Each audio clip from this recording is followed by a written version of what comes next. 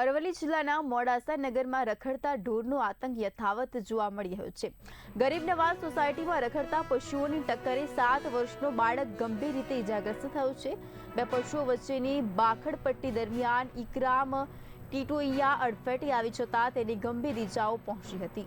ઘટના બાદ સ્થાનિકોએ બાળકને તાત્કાલિક ખાનગી હોસ્પિટલમાં સારવાર અર્થે ખસેડ્યો હતો અને રખડતા ઢોરના ત્રાસથી રોષે ભરાયેલા સ્થાનિકોએ તંત્રની તાત્કાલિક કાર્યવાહી કરી પશુને પાંજરે પૂરવાની માંગ કરી છે। મારું નામ મોહમ્મદ વસીમ રફીકભાઈ સુથાર છે। હું ગરીબ નવાજ સહારાનો રહેવાની પણ ગરીબ નવાજ સોસાયટીમાં મારો ભાઈ નાનો મારા મામાનો છોકરો ઇકરામ ઇમરાનભાઈ વાકરોલિયા, જે ઘરેથી લગભગ રાતના ટાઈમે 9 સાડા 9 ઘરના બહાર આંટો મારવા ગયો હતો। ત્યારે બે ગાયો આખલાઓ ઝઘડા કરતા હતા, ત્યારે એને અડફેટમાં લઈ લીધો અને સોસાયટીના વિસ્તારમાં અને મખદૂમ હાઈસ્કૂલના વિસ્તારમાં બધી જગ્યાએ ગાયોનો બહુ ત્રાસ છે।